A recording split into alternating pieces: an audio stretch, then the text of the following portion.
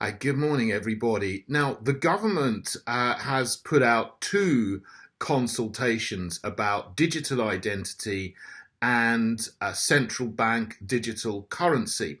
And this is all part of the drive to bring in digitalization of everything, get rid of cash ultimately, and just get you all online totally for everything. It's quite confusing because there's two things going on at the same time. But just the long and the short of this is that the first consultation is about digital identity for government services. The consultation is actually called, where is it? The consultation on draft legislation to support identity verification. That's a bit of a mouthful, but that consultation closes on the 1st of March, so it's quite imminent. The second one that's going on, just to summarise first, is a consultation on the digital pound. Now that's being run not by the first one was being run by the Cabinet Office.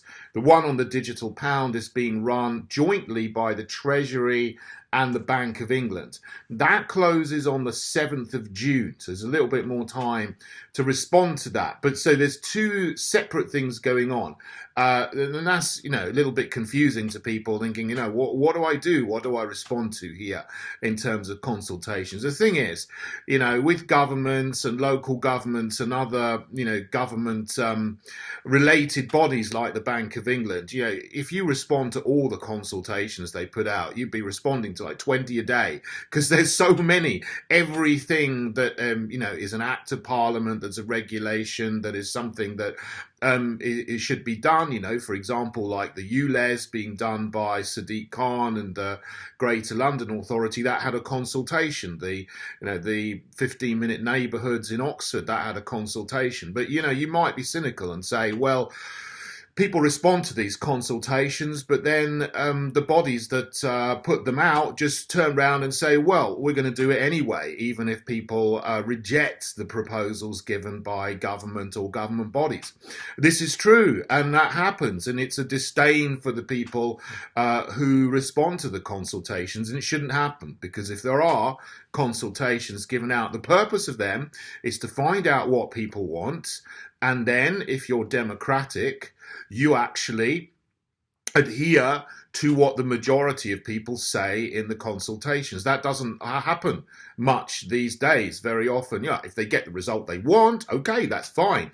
They say, we've got public proof and support for our plans. But if the public doesn't support their plans, they just, completely ignore what the public said and do it anyway. But the thing is, if you do respond to the consultation and then a government or a government body or a government department then goes and turns around and says, well, we're just going to ignore it, then there's grounds for a judicial review. And then there's grounds to actually oppose their actions through the courts because they're supposed to adhere to what the results of the consultation say. So you do have that option later on. I know it's cumbersome and tiresome and it takes a lot of money and a lot of effort to take these things to court and have a judicial review, and they don't often, sometimes they don't work out, but sometimes they do work out. And if for example, when I was on the London Assembly, they brought in some kind of traffic filter. They closed off one of the roads around in London, Bishopsgate, I think. And they were, people didn't want it. In the consultation, they didn't want this road closed, but they closed it anyway. And then there was a judicial review and, they said that it shouldn't happen, I think. And then eventually, after 3 or 4 years, it was opened again for taxis. I think that's what happened. Correct me if I'm wrong. But sometimes there is power in doing a consultation, everyone responds. They say they don't want something. Then the people can take it to the judicial review, and then the judges, if they are working correctly, again, that's another issue. If they're not sort of activist judges who are going to do, what Agenda 2030 tells them to do, if they're still on the side of the people, then in a judicial review, they can strike down the decisions of a government or a government authority like the Greater London Authority or even the Bank of England or a local government or a government department if they have acted against the majority of people in the consultation. So it's worth filling these two things in because they are quite worrisome, because the plan is to bring in digital identity and central bank digital currency, which will be the basis for the kind of total surveillance, total control system that we don't want. We want to continue to be a free society. It doesn't need to be changed in the ways that government and the puppet masters of the what do you call them? World Economic Forum, young global leaders who penetrated the cabinets of the government to do Klaus Schwab's agenda, the World Economic Forum's agenda. We don't want their plans to be implemented, so we need to fight back against it. This is just one possibility. It's not the only possibility, but it is a possibility. So let's take a look at these in a little bit more detail as to what some of them say. Now, the first one that I mentioned was the one about digital identity. So this is being run by the Cabinet Office, and this is because this is sooner. The plans for this are very, very firm. It's like it's all ready to go. They've got a set of regulations that they're ready to introduce as a statutory instrument. They're called the Draft Digital Government Disclosure of Information Identity Verification Services Regulations 2023, which is going to be attached to the Digital Economy Act of 2017. Now, regulations like this will be introduced in Parliament as a statutory instrument. These are basically a rubber stamping exercise. So on Thursday afternoon, they go through like a whole list of statutory instruments and they say, all those in favour say aye, aye. The MPs say aye. All those against say nay. Nobody says nay. The ayes have it, the ayes have it, and then it's law. You see, that's how they that's how they pass a law, secondary legislation with statutory instruments like this. It's done and it's gone. In 5 seconds, it'll be through Parliament. That's it. No debate. It's done. And a lot of the MPs don't even know what on earth they're voting for, because if you're in the Tory party, something comes from the government whips say, oh, this is a government statutory instrument. You vote for it. So the Tory MPs go along and they all say aye at the right time. A majority say aye. That's it. And half of them, the majority of them, as I say, they probably wouldn't have even read the regulations. They wouldn't even know what it's about. They just go through and they're like, they're like, they're a bunch of sheep. They say aye, aye, aye all afternoon, and that's it, passing law after law after law that the government wants them to do. That's how it's done. They should be scrutinising everything that comes through, but often they don't. So that will go through on a statutory instrument if it is introduced there. So what it is going to do is create a new system called GovUK One Login, which you will need to access government services. Now, they say that, well, you might still possibly be able to access government services by post or something, but, that will be so inconvenient, it'll take, 3 months or something to get something done. So they want to add more government departments to be able to use digital identity to access government services. Now, at the moment, there is already something called Government Gateway. I've got a Government Gateway number. You have to have that to actually get some things online. I don't particularly like it, but that's what they insist you have at the moment for some services. But they're going to create this new system called Gov UK One Login, and they're going to add to that the Cabinet Office, the Department for Transport, which runs DVLA, that's the Driver Vehicle Licensing Agency. So assume that if you want a new driving license, in the future, you're going to have a digital identity. At the moment, you just post it off and they send it back to you. But in the future, I think they're going to make you have a digital identity to get a driving license. DEFRA, that's the Department for Food, Environment and Rural Affairs. I don't know why they want digital identity. And the Disclosure and Barring Services. Now this is the DBS. If you are gonna, half the jobs at the moment, you need a DBS certificate or whatever they do, an analysis of you to say that you don't have a criminal record. So if you're going to work in a school, okay, you need to have a DBS check, etc. Obviously, because you're working with kids, but this is expanding to all, so many areas at the moment. Just companies that never required you to have a DBS check with the police to check your criminal record are checking you now, just as a matter of course. So, what this means is the number of jobs that you need a DBS for is expanding, and then in the future they're going to make it so that in order to get a DBS check you need a digital identity. So effectively, there's an expanding number of jobs, and with this system you will need a digital identity in order to get jobs. You might be able to get a job as a part-time cleaner or something without a DBS check, but if you want to work in a corporation or something, with not that I would want to work in a corporation, but if you want to work in get a job as a manager in some some well-known branded company or something like that, or any kind of obviously public-facing service, probably the NHS or something. I don't know. I'd imagine now that they would require DBS checks if you want to be a doctor or a nurse. Tell me in the comments if that's true or not. I'm not sure, but they might bring that sort of thing in the future because this is an ever-expanding thing that's going on. So, in the future, this would mean that you would need a digital identity on the government one login system in order to get a DBS check to get a job. So you might not be able to work without this in the future. You see, this is the way it's going. Now, this one login system is constructed, by the sounds of this consultation, it's constructed in a very, very similar way to the COVID passes that were around.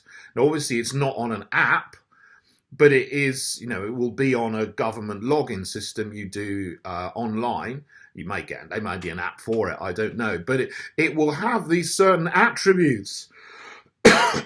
And, so the COVID pass that they wanted to try and bring in, which was completely tyrannical, that could say, oh, you can't go to, this concert hall or that cinema or that nightclub or that music venue or that shop or this shop if you didn't have a COVID pass. That wanted to put in how many injections you've had and ticket so that they would either allow you something or not allow you something, but they could add an infinite number of attributes, which would be certain pieces of information about you, to assess whether you were eligible to enter a certain public space. Now, this is not specifically talking about, restricting your access to public spaces, But with the Department for Transport, with the DBS on there, they may restrict your access to jobs, because if you have, certain attributes there, they could easily put on, your health status, your vaccination status in inverted commas, your criminal records, if you got a parking fine, or even what you say on social media. They could actually, check what you said and give you a tick or a cross, a flag, if they think that you have subversive opinions, whatever they are. Oh, Christian, traditional, conservative opinions. Oh, terrible, flag them up. There was a report coming from the government the other day that said, if you read William Shakespeare or you watch the Dam Busters, you're likely to be far right. This is how people in the civil service, in the deep state, this is how they think these days. So if they're creating a digital identity system, you can almost certainly be sure that they would have some flags there, an attribute they'd be able to flag up your opinions, and then they may be able to restrict, whether you are eligible to have a certain job or to get a driving license or whatever other things that they are talking about, and whether you have, right to access certain spaces as well, potentially. This is what this technology could be used for. Of course, it doesn't say that. They sell it to you as like, well, this will be good because it will combat fraud. Really? I mean, what we have at the moment, there's very little fraud going on in terms of driving licenses and DBS services and whatever that you have at the moment. You don't need this kind of thing. What it is a control system, a surveillance system that would be able to restrict your freedoms. And, this is not something that should be rolled out to everybody by central government, but this looks like it's all ready to go. It's already set up to go, because these are regulations that say 2023 on them. So they're ready to go with this and roll it out. So respond to that consultation by the 1st of March. I'll leave the link to it in the box below. Right, now the second consultation that's going on is on the digital pound. I'm just going to bring that up on my other screen here. It's called, open consultation, the digital pound, a new form of money for households and businesses, ? Now this is much more nebulous.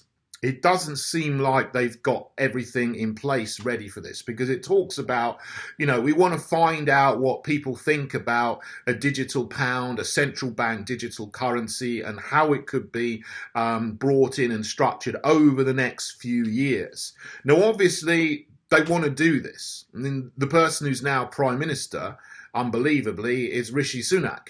And, he said a couple of years ago that he wanted a Britcoin, a central bank digital currency. So, the establishment and lots of people in the civil service, deep state, they want a central bank digital currency. Of course, the World Economic Forum wants it, the UN wants it, the Bank of International Settlements wants it as well. So, the global powers that be want to roll this out, not just in the UK, but all over the world.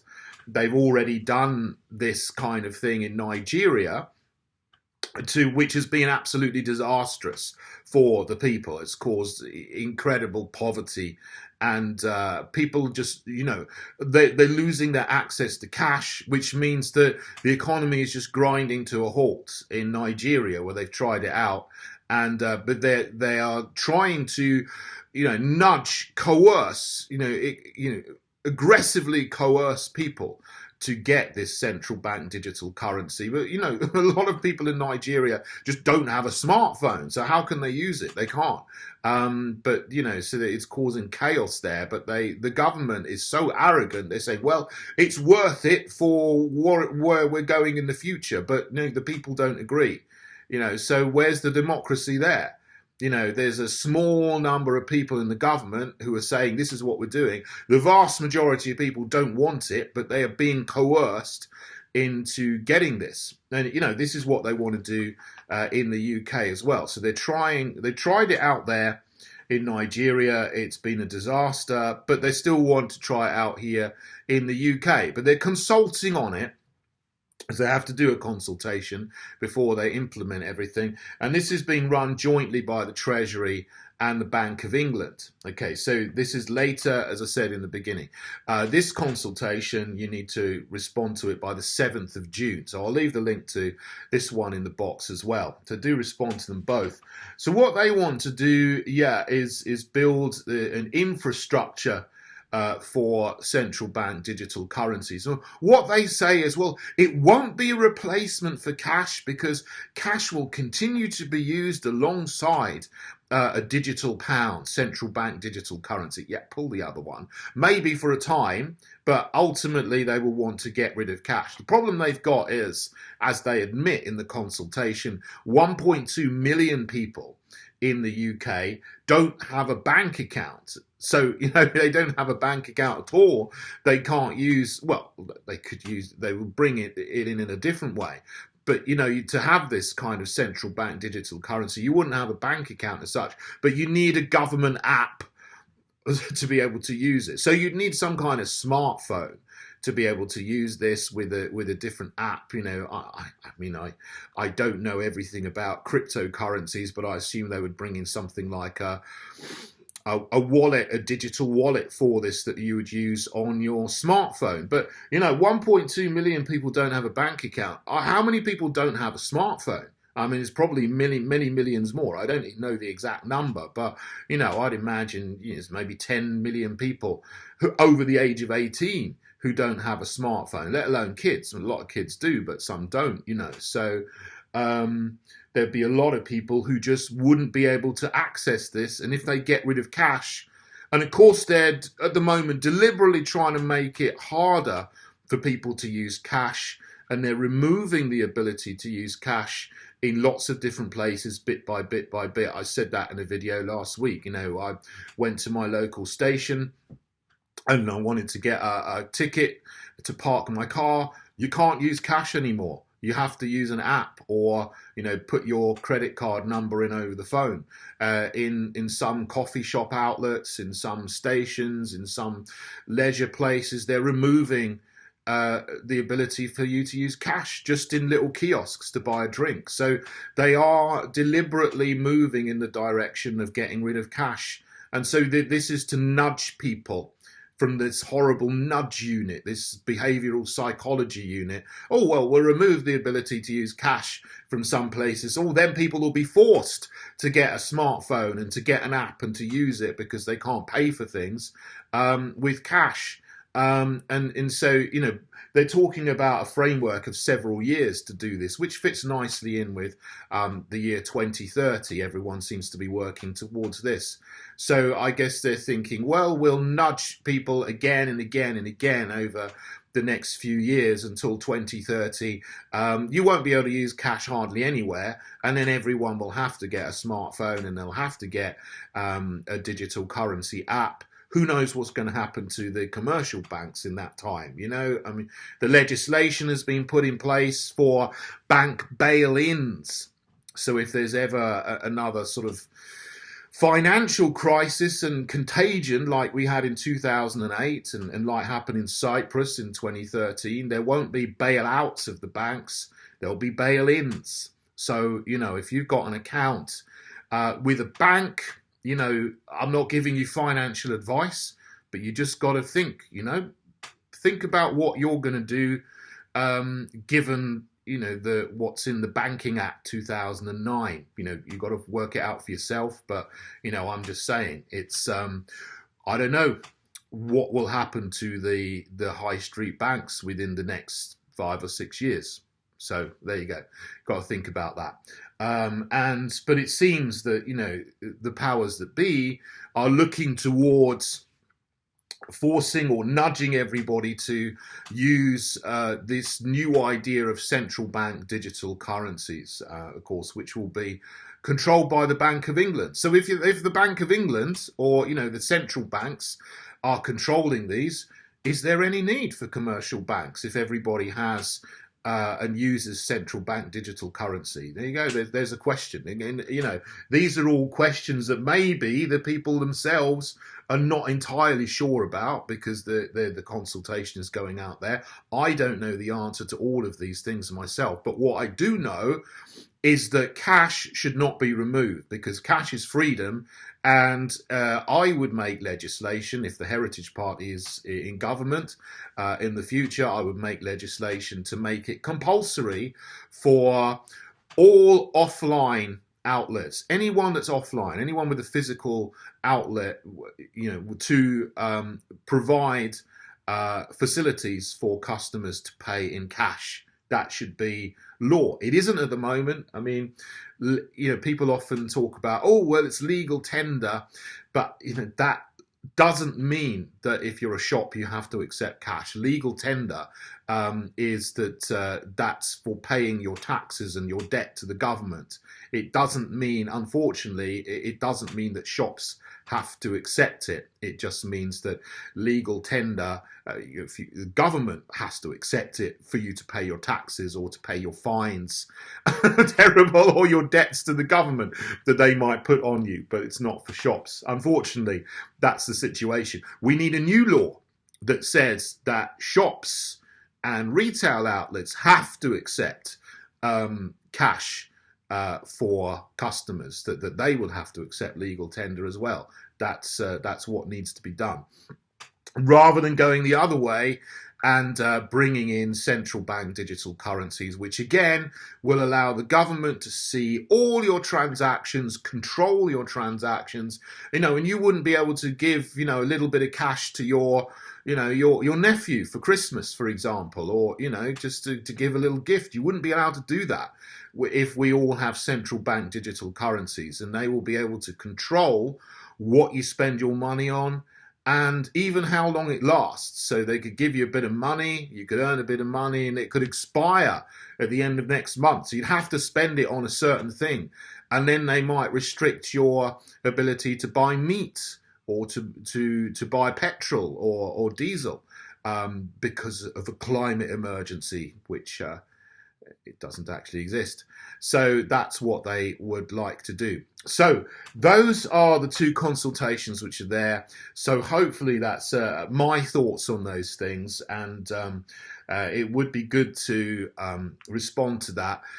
The government, the Cabinet Office, the Bank of England, the Treasury, you know what they want to do, and they will do their best to ignore the people if they speak against it. But it does possibly give room for judicial reviews and to challenge it later on if they do ride roughshod over democracy and freedom.